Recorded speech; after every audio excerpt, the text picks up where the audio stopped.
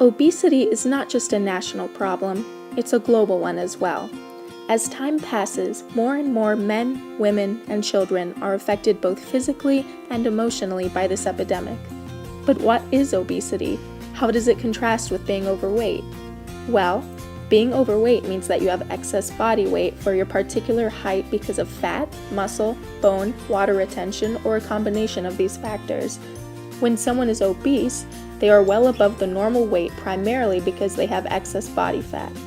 Obesity at any age is always a concern, but with the rising number of childhood obesity in developed countries, I believe proper action should be taken to ensure that today's youth have the best chances to fight this epidemic.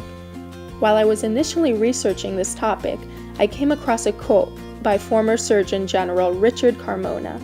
He said, "Because of the increasing rates of obesity, unhealthy eating habits, and physical activity, we may see the first generation that will be less healthy and have a shorter life expectancy than their parents." To me, this statement was a chilling reminder of the severity of the global obesity epidemic and awakened my curiosity towards this problem. Consequently, I pose my driving questions. What are the causes of childhood obesity, and how can the childhood obesity epidemic be combated? How can healthier eating and living habits be insinuated into our consumers' Western culture? According to a study taken by the International Association for the Study of Obesity, the United States is fifth when it comes to having the most obese children aged 5 to 17. Many people don't understand how much obesity has spiked in such a short time. In 1980, 13.4% of adults and 5% of children in the United States were considered obese. In 2008, these numbers tripled, with 34.3% of adults and 17% of children being considered obese. This sharp increase is due to poor eating habits and inactive lifestyles. Today, the average child eats 6 times the recommended amount of sugar. 74% of children don't get enough exercise. Since obesity is such a widespread issue, it impacts the world and individual people in many different negative ways. Of children with type 2 diabetes, for example, 80% are overweight. Many obese children have joint problems, sleep apnea, heart diseases, low self-esteem, depression, and are often victims of bullying. Chronic diseases such as high blood pressure and cholesterol, respiratory issues, strokes, and several types of cancer are all connected to obesity. The obesity epidemic is constantly shaping and being shaped by the world around us. For example, every year California spends $21 billion on the health consequences of obesity.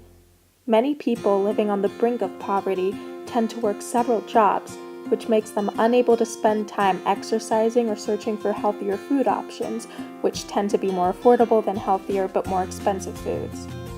Those living near the poverty line, especially in urban areas, don't have easy access to fresh fruits and vegetables, the cornerstones of healthy diets.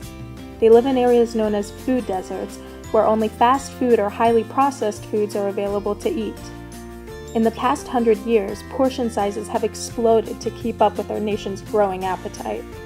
Today, chocolate bars are 1,233% larger than they were in the early 1900s. Shockingly, school lunches contribute to 29% of childhood obesity. When I found this statistic, I knew that although genetic factors and situations at home can definitely contribute to childhood obesity, many schools are not making big efforts to combat it. From young ages, children are taught to snack throughout the day. Morning, snack. Recess, snack. Lunch, buy some snacks for later. There's no control over what kind of food children are exposed to in schools. Vending machines line our walls and massive portions of greasy foods are lined up buffet style for everyone to feast on. Nobody knows the nutritional information of most of what they're consuming, and many kids don't really care.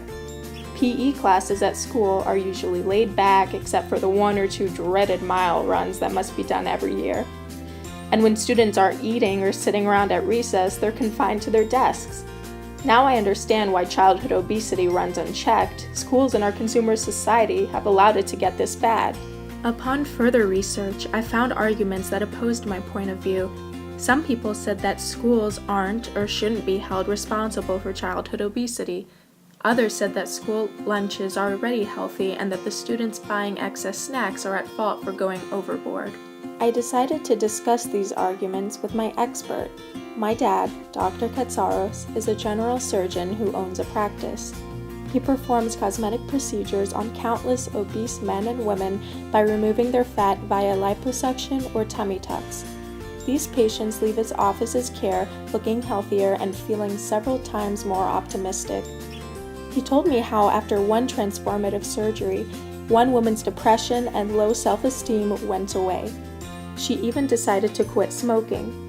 The weight she had been a physical and emotional burden to her for years, and with it gone, she was able to take control of her life again. My dad says that all of this could have been avoided in the first place. A healthier diet and more active lifestyle would have kept the woman's weight in check. I then asked him about my argument, the one that claimed schools were to blame for childhood obesity. The doctor proceeded to explain that diet and genetic predisposition are some of the main causes of obesity.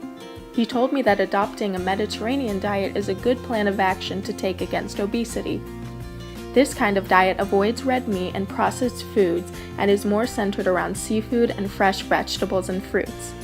Olive oil is used when cooking instead of fatty butters or far less healthy corn and vegetable oils. The doctor also recommended running and swimming, which are the best kinds of exercises in his opinion. The problem with schools, he said, is that healthy options of food are not as available or as cheap, and sometimes foods posing as healthy may really be loaded with calories. For example, a salad may be great without the dressing, which can secretly pack on hundreds of calories. But he said that to avoid these issues with school meals, kids should pack their own lunches at home. I then asked him about the children who didn't have access to healthy foods. Many kids who live in food deserts can only eat the junky foods that are available to them. That's when he told me that community gardens could be beneficial to children living in food deserts. Also, the process of maintaining the garden could get many members of the community on their feet, which would fulfill their exercise requirements for the day or the week. After my discussion with my expert, I realized that schools really should feel responsible for their students' health. Schools not only shape the minds of the youth, they also seem to be shaping their bodies as well. Although some school lunches can be healthy, it is clear that most of them aren't, since the food options in cafeterias definitely contribute to obesity in children. I don't think the students should be blamed for their eating habits, but I do think overeating can be avoided. I think students should have access to the nutritional information of the foods they are eating. Healthy eating should be promoted by schools, and fundraisers should be set up for the school or community garden. If parents are worried about their child's health, they should give them a daily or weekly food allowance to further monitor their child's food intake. My second expert, Dr. Rembalakos, that's my mom by the way, is a dentist. She sees a wide array of children from different backgrounds. In her experiences, she's noticed that many parents enable their kids' bad habits. She has seen countless toddlers with cavities because their parents feed them sugary juice instead of water or milk. The doctor confronts the parents about this problem, but many of the reactions she gets are dismissive or direct the blame to their children.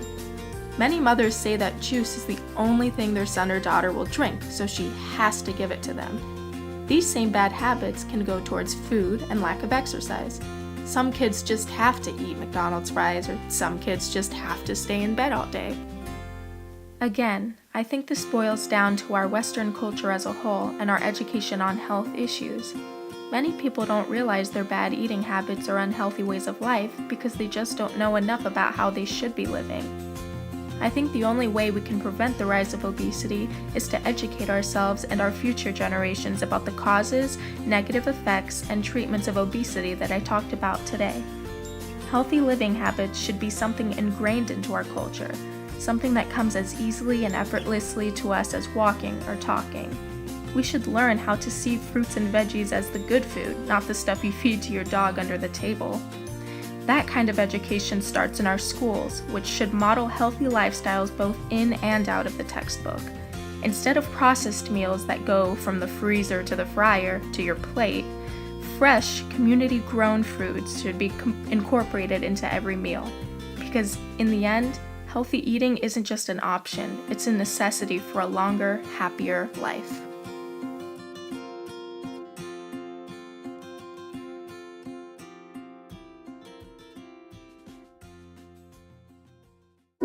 Oh, yeah, so before I forget, I know that having like a graph or a chart or something was one of the requirements for the assignment. So yeah, I'm not gonna let that float by. But this is a podcast, so I can't really have a picture or anything. So I'm just gonna describe this graph to you. So in the y-axis, you have like these percents, and it's like getting progressively bigger. And then on the x-axis, you've got your years going from like 1990 to 2007, and you just see this like blue line going from like 11%, and it's slowly climbing. So it's just showing you how the obesity rates are going up. Just picture it in your mind, like, give yourself a moment. It's kind of hard, you got to use your imagination. I'm just gonna put a picture of it up. Yeah.